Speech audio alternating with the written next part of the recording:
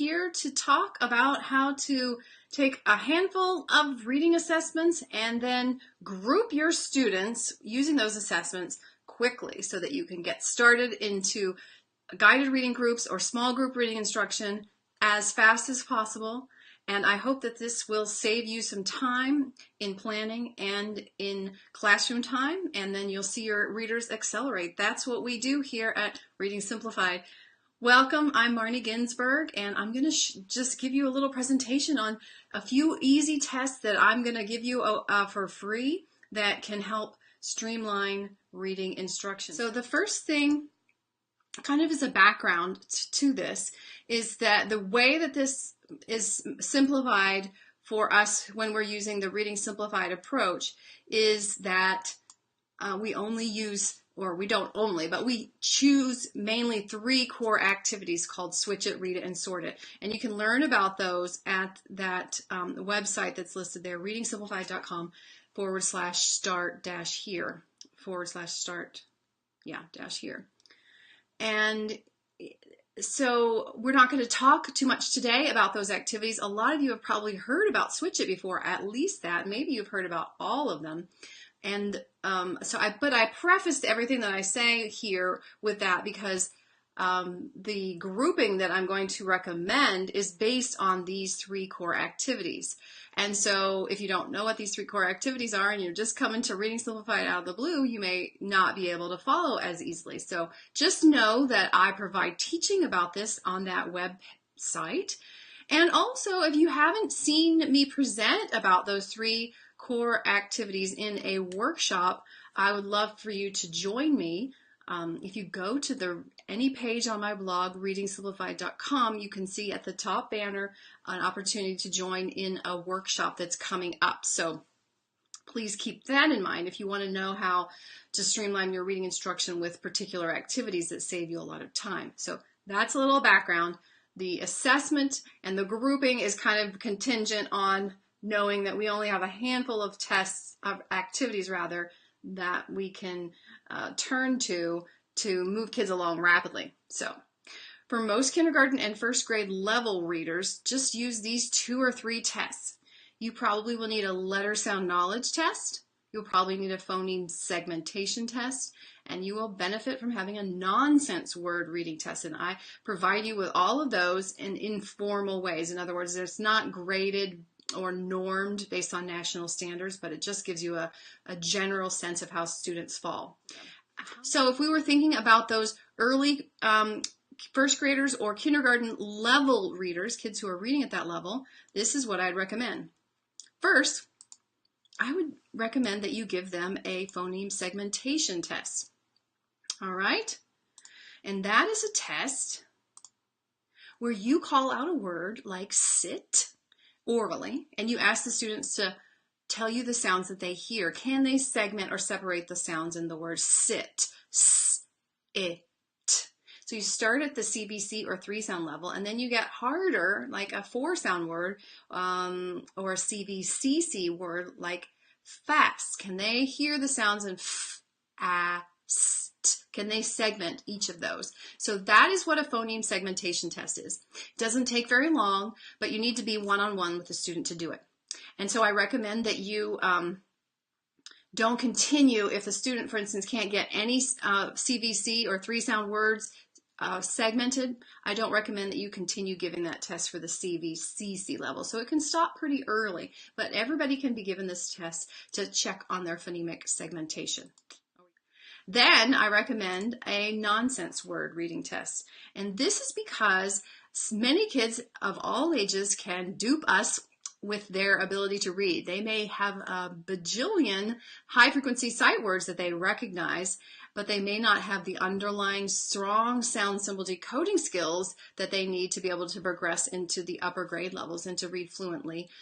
So the nonsense word reading test nips that in the bud and catches those problems, because if you're reading a word that you've never seen before, you can't be dependent on memorizing it. You have to attack it with a sound-based approach. So this would be a test where you give the students a list of these nonsense words. Again, you can get it at readingsimplified.com/reading-tests. It's a free download. And the students are either correct or incorrect. And if they don't get any of the words right at, say, CVC, then you would stop and not give the CVCC level. So it's kind of the same as the last one. So then you just take these 3 points of data to place students into 2 core activities that are relevant for kindergarten readers or for first grade level readers. All right? So we've got the 3 tests: phonemic segmentation, letter sound knowledge, and nonsense word reading. And now we're going to place, based on that information, we're going to place them into 2 activities. And those 2 activities will form most of our groups for kids who are reading at the kindergarten or early first grade level. Okay, that's it. One little tip is that I recommend that you accelerate readers by moving them up at least 1 level from their assessment data. So for instance, on the phonemic segmentation test, say the students were functioning at the CVC level, don't start them then in your instruction at CVC, move them to the next level, a harder phonemic level, CVCC. And that's one way that we streamline reading instruction. We don't work at what they're good at already, we work at the next level. That's why you're there in the small group setting to lift them to the next level. So you're kind of trying to aim for that zone of proximal development, that region where they're not able to do things on their own, but they can do it with your support. Okay, so that's a little thing to keep in mind as we think about all of these groups. So if a student places in this range over here on the left, that will help us decide which level on the right to place them. And so we'll place all of our students, and then we'll see, oh, we've got this cluster of students that's at this level of switch it, and this cluster of students that's at this level of switch it, and then that will start to form our groups. So then we take that nonsense word reading data, and that helps us group for Read It, another very important core activity for beginning kindergarten and early first grade level readers. So if your student is placed in this range on the nonsense word reading test or on the letter sound knowledge, then you make these decisions. So say the student can't, again, recognize as many as 6 letter sounds, and they're in that 0 to 5 letter sound range. Well, it'll be pretty hard for them to read a new word if they can't recognize any letter sounds whatsoever. So maybe you want to wait a week and continue to focus on Build It. Then maybe the kids know more than 5 letter sounds. That's great. They can already start doing Read It. They don't have to know the whole alphabet to be able to do Read It. They can look at words with M and O and A and P and T and S and make a lot of different words like mom and mad and, well, not mad, mat and sat and mop and pop and so on. So those kids who know at least 5 letter sounds, they would start with Read It, again, column 1. If you go to readingsimplified.com/start-here, you will find links to get free word lists that will make sense to you. So you would start them at the easiest level of Read It. But maybe you've got kids who can read nonsense words at the CVC or 3-sound level. Then you would start them with Read It at the 4-sound word level. Remember that principle that we talked about earlier. You move them up to a level that's higher than their current level of independence. So this is basically the same thing that we had in Switch It. If they're at a certain level, then we move them up to a harder level phonemically. Except you'll notice that at the bottom here, the last 2 rows, I skipped straight out of Read It and into Sort It. And Sort is where kids handle the advanced phonics level, okay? So if they can blend a 5-sound word and Read It, that's great. They probably don't need a lot of Read It practice because Read It actually does the same thing that Sort It does and adds the layer of teaching the advanced phonics, which is like the long vowels and all those other crazy vowel combinations that aren't very reliable like the short vowels are. So that's something that would happen down here at this level. Okay, so we've started to group based on Switch It, we started to group based on Read It, and these will make a great part of what your beginning guided reading lesson will look like for word work. You'll just take Switch It at the certain level and Read It at the certain level, and that'll be a fabulous word work component to your guided reading sessions. You'd also fill it out with reading a new text and rereading old text, but the driver of the instruction is really switch it and read it, and then you choose the text based on where they are with their read it levels.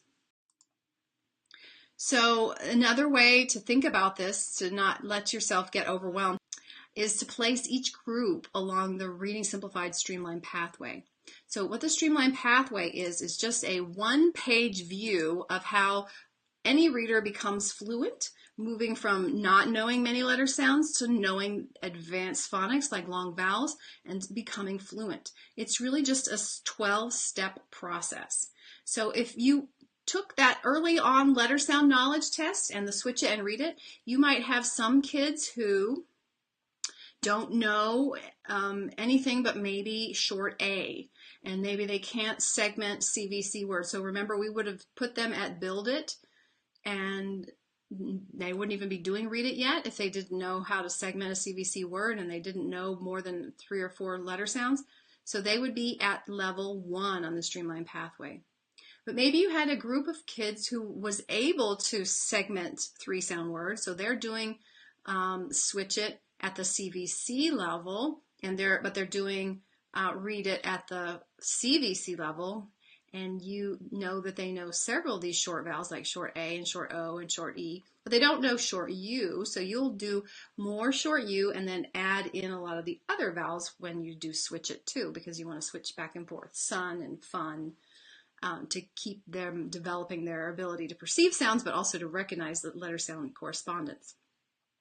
So basically, if you look at levels 1 through 4, the emphasis is really on the short vowel knowledge. Then we also fold in other consonants and consonant digraphs early then. So some kids will be at doing read it and switch it with an emphasis on maybe level 2. Other kids may be doing those same activities with 3 sounds or 4 sounds, but maybe they would be at level 4. And then remember that last group we talked about was doing really well with switch it at the 4 or 5 sound level. They would already, and they probably know their short vowels, so they don't need to camp out here, right? So they would move into the advanced phonics level, and they would start right here at level 5. So they would be doing sort it with the O sound, and they would be doing switch it that would be advanced, like CC, VCC, or above, and maybe even nonsense words. So basically, you take the letter sound knowledge, the phonemic awareness, phonemic segmentation, and the nonsense word reading to place kids into 2 main activities, mostly switch it or read it. And then you group those children who are similarly able into clusters, and then you put those clusters at each of the level on the streamline pathway. But you want to move quickly up the levels, because each level that goes up gives them a little challenge, keeps them sharp, but they're still practicing what they had before. All right, so that is basically how to think about all of those early guys, the kids who are beginners.